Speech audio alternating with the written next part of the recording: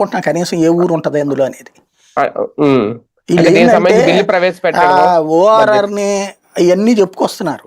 ORR కడతారు కేంద్రం, ఇవన్నీ అయ్యేటప్పటికి ఒక రకంగా చెప్పాలంటే మన తరం దాని ఫలాలు అనుభవిస్తామని నేను అనుకోవట్లా. అవును, మన తరానికి అనుభవించే రాత ఉన్నట్టుగా అనిపించట్లా ఈ సాగతి చూస్తుంటే, అర్థం పర్థం లేకుండా ఉంది. అంటే నిర్మాణ దశలో అయితే కొనసాగుద్ది, నిర్మాణాలు కొనసాగుతాయి. నిర్మాణం అనేది బెజవాడ ఎప్పటికీ నిర్మాణం నడుస్తూనే ఉంటదండి, గుంటూరు నడుస్తూనే ఉంటది, హైదరాబాద్ కూడా నడుస్తూనే ఉంటది.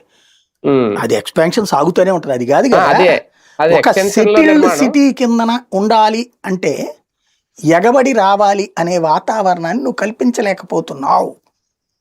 లోపం ఎక్కడుంది? ఫస్ట్ నువ్వు ఆలోచించాల్సింది 29 గ్రామాలు అనేటటువంటి కుచించుకుపోయిన మైండ్ సెట్ నుంచి విస్తారమైనటువంటి నగరం అనేటటువంటి ఒక విస్తృతమైన ఆలోచన ధోరణి పెట్టుకోండి, అప్పుడు డెవలప్మెంట్ నడుస్తుంది.